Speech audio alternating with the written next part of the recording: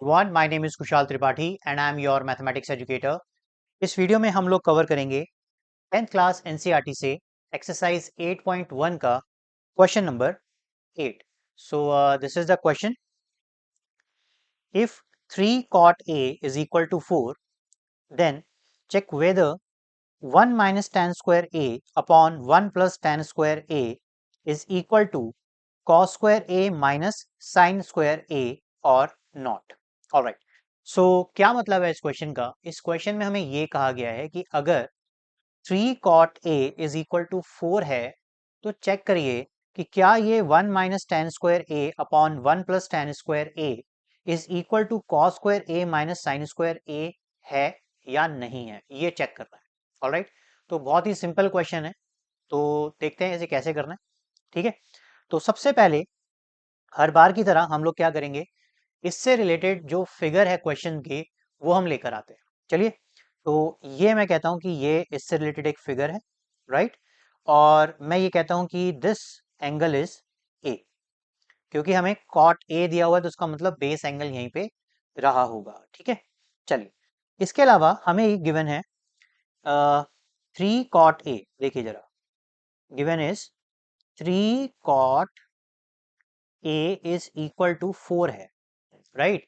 तो मैंने आपको ऐसे एक प्रीवियस क्वेश्चन में भी बताया था कि कभी भी आपके पास कोई नंबर ट्रिग्नोमेट्रिक रेशियो से मल्टीप्लाई हो रहा होगा एंगल से पहले, तो उस नंबर को आप राइट हैंड साइड पे ट्रांसपोर्ट कर दीजिए, वो डिवाइड में हो जाएगा. तो आप इसको क्या लिख सकते हैं, this is cot A is equals to किसके, 4 अपॉन 3 के, राइट.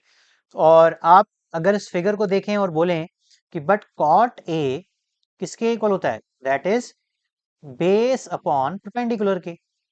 यस, अगर ऐसा है तो बेस की वैल्यू यहाँ पे क्या हो जाएगी, दैट इज 4, और परपेंडिकुलर की वैल्यू कितनी हो जाएगी यहाँ पे, 3.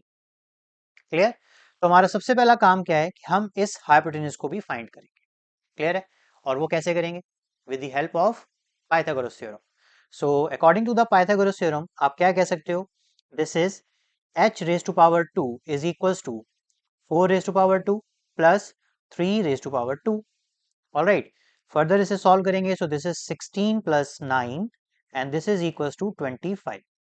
Alright, so h square is equals to 25 है, राइट. तो h की वैल्यू कितनी होने वाली है, दैट इज 5. तो आप इसे कह सकते हैं दिस इज 5. कैसे, by taking the square root on both side.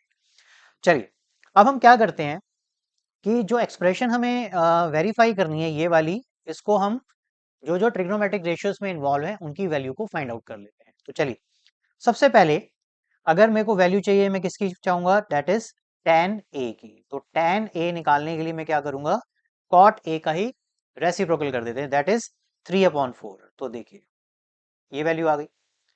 अब अगर मैं पूछूं sin a की वैल्यू क्या होगी, आप कहेंगे सर sin a तो होता है परपेंडिकुलर अपॉन हाइपोटेन्यूज, राइट. तो परपेंडिकुलर की वैल्यू कितनी है यहाँ पे, 3, और hypotenuse is 5. So the answer is 3/5.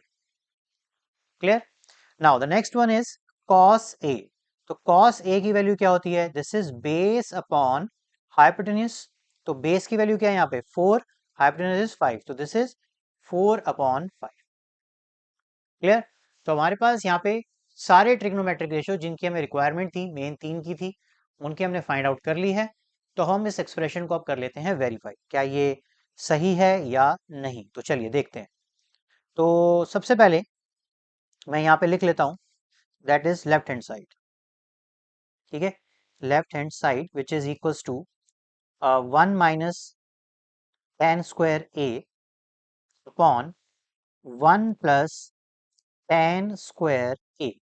Okay, अब हम यहाँ पे इनकी वैल्यूज को पुट इन करते हैं. तो देखिए ये हो जाएगा 1 माइनस tan के प्लेस पे हम रखेंगे 3/4 raise to power 2 upon 1 plus 3/4 raise to power 2. Clear. आप इसको आराम से यहाँ से देख सकते हैं. चलिए, अब हम क्या करेंगे, इसको फर्दर देखते हैं.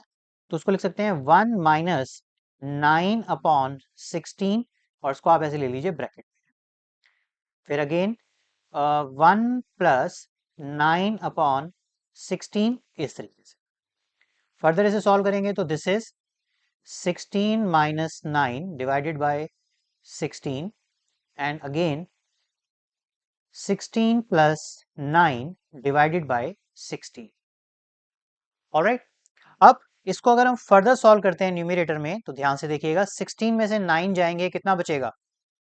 दैट इज 7 अपॉन में 16, ये न्यूमरेटर वैल्यू, और यहाँ पे आप करेंगे दिस इज 25 अपॉन 16. क्लियर? ऐसा मैंने आपको प्रीवियस क्वेश्चन में भी करवाया था कि कभी भी इस तरह से कैलकुलेशन आ जाती है कि दो रैशनल नंबर आपस में डिवाइड हो रहे हैं तो आप रेसिप्रोकल करके मल्टीप्लाई कर दीजिए. मतलब क्या है, यानी आप इसे ऐसे लिखिए, देखिए जरा, 7 अपॉन 16 इंटू 16 अपॉन 25. तो 16 से 16 कैंसिल, कितनी वैल्यू आ गई? That is 7 upon 25. तो ये वैल्यू आ रही है हमारी लेफ्ट हैंड साइड की, और अब हमें चेक करना है कि राइट हैंड साइड की वैल्यू भी यही आएगी या नहीं आएगी. तो राइट हैंड साइड की एक्सप्रेशन क्या है हमारे पास, जरा देखते हैं. This is cos square A minus sine square A. तो चलिए इसको लिख लेते हैं यहाँ पे राइट हैंड साइड को. That is right hand side is cos square A minus of sine square A. Alright, अब हमने cos स्क्वायर ए की जो वैल्यू ली थी वो क्या थी वो देख लेते हैं. ठीक है, यहाँ पे देखिए जरा, cos ए की वैल्यू थी 4/5 और साइन ए की वैल्यू थी 3/5, जिसको अगर आप यहाँ देखें तो ये वैल्यू थी. ठीक है ना? तो चलिए अब यहाँ पर आप पुट इन कर लीजिए.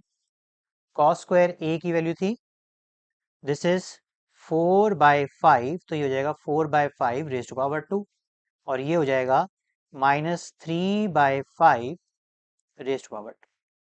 क्लियर? बस अब कुछ नहीं है, इसको फर्दर सॉल्व करें. ये हो जाएगा 16 अपॉन 25, ये हो जाएगा 9 upon 25.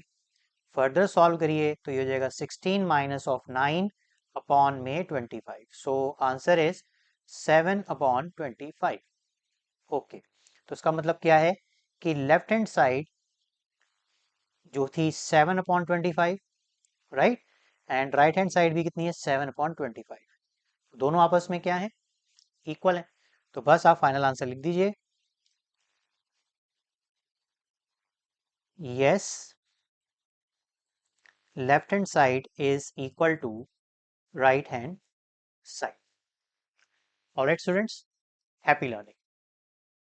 Hello students, thank you for watching my video. I hope your doubt related to this question is clear now. If it's so, then please like it and share it with your friends. Moreover, don't forget to subscribe my channel for free online maths classes. One more thing, if you are looking for a maths teacher for yourself, then contact details are in a description box. Thank you.